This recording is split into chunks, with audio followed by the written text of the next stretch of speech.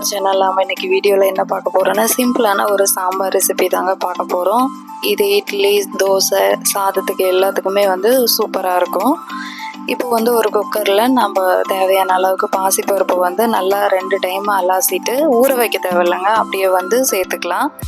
இந்த பாசிப்பருப்பு வந்து சீக்கிரமாகவே வெந்துடுங்க. அதுக்கு தகுந்த மாதிரி கொஞ்சமாக வந்து தண்ணி சேர்த்துட்டு 1 ஸ்பூனுக்கு வந்து சீரகம், மிளகு, 3 பல்லு பூண்டு, நம்ம காரத்துக்கு ஏற்ற மாதிரி பச்சை மிளகாய், 1 தக்காளி வந்து சேர்த்துக்கலாம்.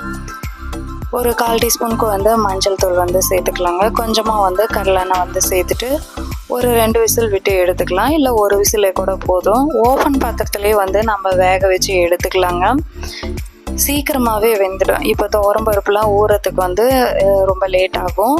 ஊற வச்சு அதை வந்து பருப்பு குழம்பு வைக்கிறதுக்கு கொஞ்சம் லேட் ஆகும். ஆனால் பாசிப்பருப்பு வந்து டக்குன்னு வந்து ஈஸியாக வந்து ரெடி பண்ணிடலாம். ஒரு 10 நிமிஷத்தில் வந்து சீக்கிரமாக வந்து ரெடி பண்ணிடலாங்க. ஒரு 2 விசில் விட்டு எடுத்தாச்சு, நல்லாவே வெந்துடுச்சு. தேவையான அளவுக்கு உப்பு சேர்த்துட்டு நல்லா இந்த பருப்பு மத்தை போட்டு நம்ம கடைஞ்சி எடுத்துக்கலாம்.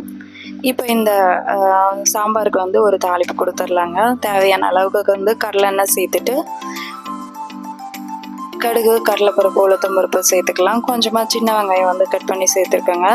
காரத்துக்கு வரமிளகாய், கொஞ்சம் ஒரு கொத்து கருவேப்பிலை தலை சேர்த்துட்டு நல்லா வணங்கினதுக்கு அப்புறமா கொஞ்சமாக கொத்தமல்லி இலையை சேர்த்துட்டு அதையும் வந்து நல்லா தாளிச்சிட்டு நம்ம கடைஞ்சி வச்சுருந்த பாசிப்பருப்பில் வந்து சேர்த்துக்கலாம். அவ்வளோதான், சூப்பரான சாம்பார் வந்து டக்குன்னு வந்து ரெடி ஆகிடுச்சுங்க.